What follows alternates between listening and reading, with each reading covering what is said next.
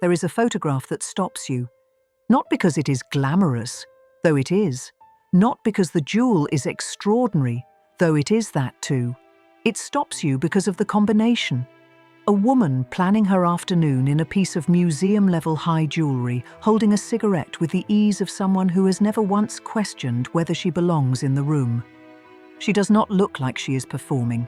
She looks like she is simply being. That brooch, Jean Schlumberger's Étoile de Mer for Tiffany, would outlast her marriage, her most important friendship, and eventually her life. And that cigarette is the detail this story cannot escape. This woman planned menus in museum-grade jewels. She mixed Schlumberger with costume pieces and made both look inevitable. She appeared on the International Best Dressed list 14 times and was inducted into the Hall of Fame in 1958. She was, by the consensus of everyone who saw her, the most perfectly elegant woman in America. And the one man she trusted most, the one she told everything, destroyed her with a story she had whispered to him in confidence. We are going to talk about 3 jewels today. Each one witnessed a different chapter of her life. Together, they tell you more about Barbara "Babe" Paley than any biography has managed to say cleanly. Because the perfection was real, and so was everything it cost. By acclamation, Babe Paley was the most perfectly elegant woman in America. That line, that particular weight of it, belongs to designer Bill Blass, who put it more precisely than most. I never saw her not grab anyone's attention. You were never conscious of what she was wearing, you noticed Babe and nothing else. Think about what that means for a moment. A woman so precisely assembled that the assembly itself became invisible. You saw her, not the Givenchy, not the Schlumberger, not the carefully edited combination of real diamonds and deliberate costume pieces, just Babe. This is the story of what that perfection cost, told through 3 jewels that watched it all. It is also a story about friendship and its limits, about a marriage that produced spectacular jewelry and very little fidelity, about a woman who carried her discipline all the way to the end, planning her own funeral with the same attention she brought to everything else, and who died in July 1978, one day after her 63rd birthday, without forgiving the person who had hurt her most. We will get to all of it, but first, we need to understand what she built. Barbara Cushing was born in Boston in July 1915, the youngest daughter of Harvey Cushing, one of the most celebrated neurosurgeons of his era, and his wife Catherine. The Cushing sisters were a known quantity in American society, ambitious, beautiful, strategic. Babe was the youngest and arguably the most formidable. She arrived at Vogue in 1938 as a fashion editor, and she stayed until her second marriage. Those years were not decorative, they were an education. She built a wardrobe and a jewelry collection piece by piece, buying entire haute couture collections from houses like Givenchy and Valentino, and then editing them, ruthlessly, precisely, into something that looked effortless. She was not born into this, she constructed it. In 1941, Time magazine ranked her the second best-dressed woman in the world after Wallis Simpson. She was 25 years old. What the magazine did not mention, what almost no one mentioned at the time, was that she had been in a serious car accident in 1934 that left her with facial injuries requiring reconstructive surgery. Friends recalled her masking bruising with a chiffon handkerchief while she healed. Later, accounts noted that her dental work actually made her smile more striking. The perfection had a before. It had a cost. It was not handed to her. In 1944, she published an essay in Vogue, I Like Tradition, in which she articulated her own aesthetic with unusual precision. She wrote about her preference for color, for luxurious fabrics, for antique jewelry, little, ingenious pieces over massive modern showpieces. She tied scarves to her handbags in a gesture so widely copied it became part of the visual language of mid-century style. She mixed extravagant jewels by Verdura and Schlumberger with inexpensive costume pieces, deliberately, knowingly, in a room full of women who could have worn only the real thing. Which raises a question worth sitting with. If you could have worn only diamonds, why would you choose not to? We will come back to that. Because the answer, I think, has less to do with fashion than with control. And control is the thread that runs through everything in Babe Paley's life. In 1947, she married William S. Paley, the founder and longtime chairman of CBS, the most powerful man in American broadcasting. And with that marriage, the myth became architecture. January 1957. Washington. President Dwight D. Eisenhower's inaugural ball. Babe Paley arrived wearing a Jean Schlumberger necklace for Tiffany and Company, a custom piece of multiple strands of turquoise beads terminating in gold tassels with an extraordinary diamond component, approximately 661 round, brilliant diamonds totaling around 49 carats, set in gold and platinum in Schlumberger's characteristic mixed metal style. The social and jewelry press of the time remarked that she attracted the photographers almost as much as Eisenhower himself. Jewelry historians credit this moment, this specific appearance at this specific event, with reintroducing turquoise as a serious high jewelry material in the post-war period. Turquoise had long been associated with Navajo and Persian traditions. Schlumberger's design, amplified by Babe's presence at the inaugural ball, reframed it as something modern, something glamorous, something worth taking seriously again. She was not simply wearing a necklace, she was, without intending to, changing what the industry thought was possible. This is the public summit. Babe Paley at the exact apex of American society, married to the man who had turned CBS into a media empire, her jewels competing with the president for the camera's attention, her name on every best-dressed list that mattered. From the outside, it looked like the perfect American story. The most powerful man in broadcasting, the most elegant woman in America, a necklace that could alter fashion history. Inside that marriage, something very different was happening. Bill Paley built CBS from a small radio network into a dominant broadcasting empire. He signed dozens of stations, lured major stars from rivals, and maintained tight control over programming as chairman for decades. Within New York society, he and Babe were synonymous with the Tiffany network, their art collection, their philanthropy, their position at the center of elite life. He was also, by multiple accounts, repeatedly unfaithful. The documentation here is sober and consistent. Contemporaneous gossip and later reporting describe a pattern of affairs across the marriage. One of them, involving a powerful media executive and a governor's wife, would eventually become the raw material for the most damaging piece of fiction published in New York in the 1970s. We will get to that. What matters now is the pattern itself. The jewels kept arriving. The trust did not. And one of those commissions, one of those lavish, custom, clearly considered gifts, was the piece that now sits in Tiffany's archives as one of the most documented objects in Babe's collection. The Schlumberger Fruit bracelet. Bill Paley commissioned it for Babe. Town and Country, in its analysis of what jewels actually existed in her collection, lists it among the pieces that were real, not dramatized, not invented for television, but documented. Schlumberger's gem-set fruit forms are a known line. The bracelet itself is exactly what you would expect from a man of Paley's resources commissioning a piece for a woman of Babe's taste.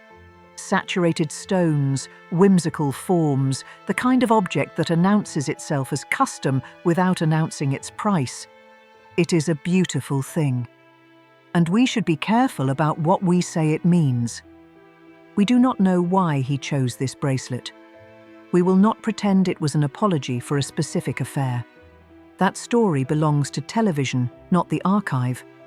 What we can say is that it exists, that it was commissioned, that it arrived in a marriage where the emotional ground was eroding even as the jewelry remained spectacular. There is something in that combination. The lavish gift, the documented infidelity, the continued public performance of a perfect partnership that tells you something about how Babe Paley lived.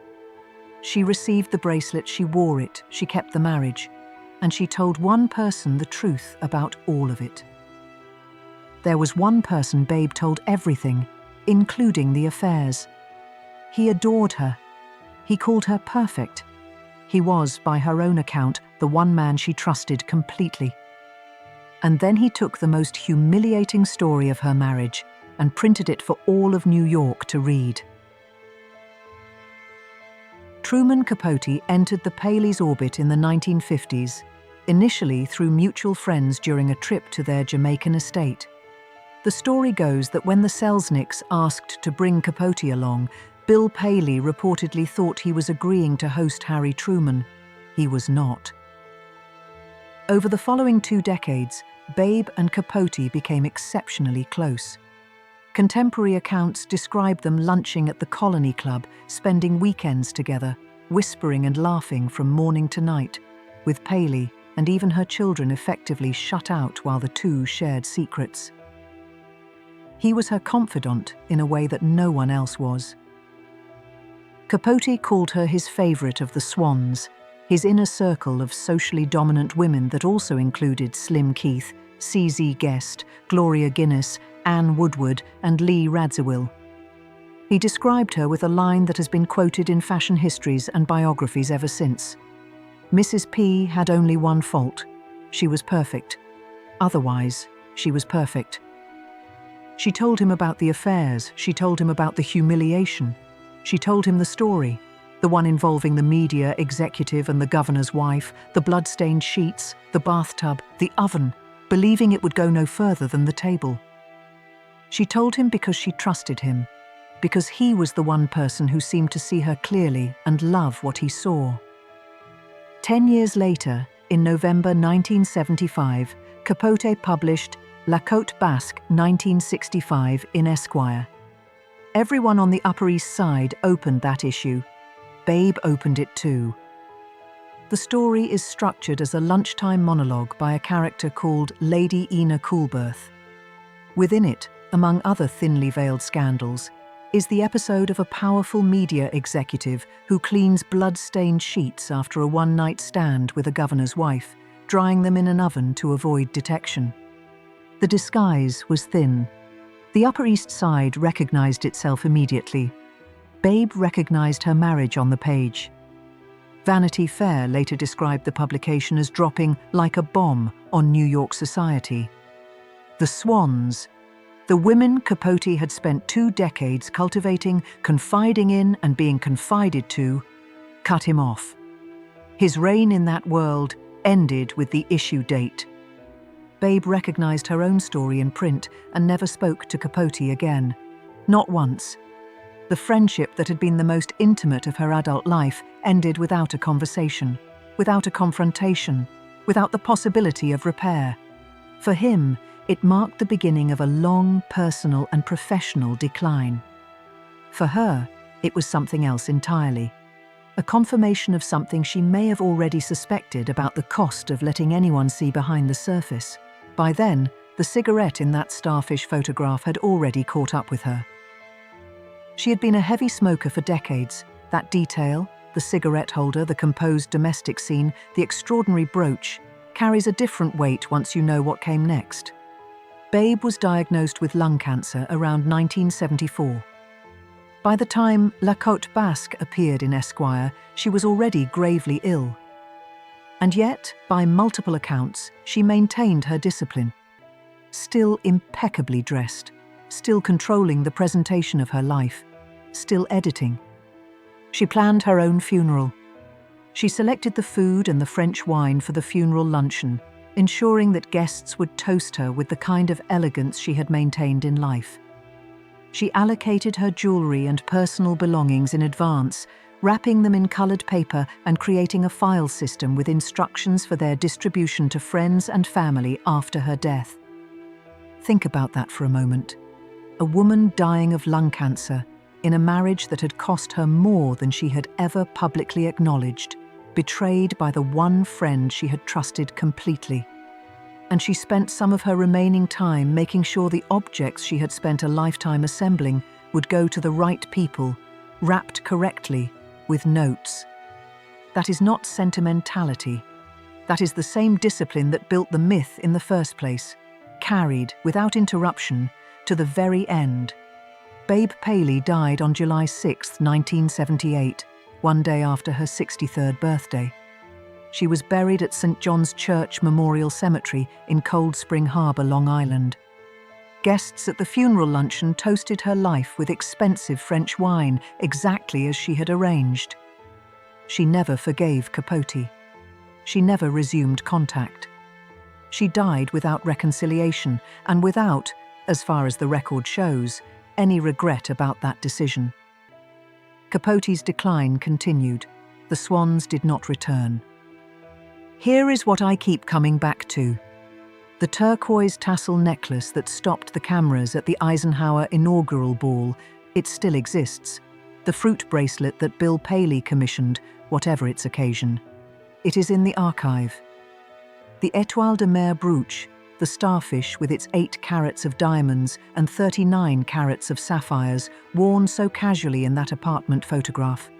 It outlasted the cigarette, the marriage, the friendship, and the woman herself. Objects are patient in a way that people are not. And now, the question that has been waiting since the beginning of this video, the one about why a woman who could have worn only real diamonds would deliberately mix in the fake ones. I think the answer is this: because the editing was the point. Because perfection, for Babe Paley, was never about display. It was about judgment, about knowing what to put in and what to leave out, what to show and what to hold back. The costume pieces were not a concession. They were a statement. I choose this. I could have chosen otherwise. She applied that same logic to everything: her wardrobe, her marriage, her friendship with Capote, her funeral. The tragedy is not that the perfection was a performance. It is that it was entirely real, and that it still was not enough to protect her from the people she loved. The tassel, the starfish, the fruit. They outlived the marriage, the friendship, and the woman herself. The perfection was real. So was everything it cost. If this story stayed with you, if you found yourself thinking about what it means to build something that beautiful and still not be safe inside it, I would genuinely love to know your thoughts in the comments. Which of the 3 jewels struck you most? And is there another woman from this era whose story you think deserves this kind of attention? If you are new here, this channel is dedicated to exactly these kinds of stories. The women behind the objects, the history that the photographs don't quite show. A like and a subscription mean these stories reach more people who care about them. And there are many more to tell.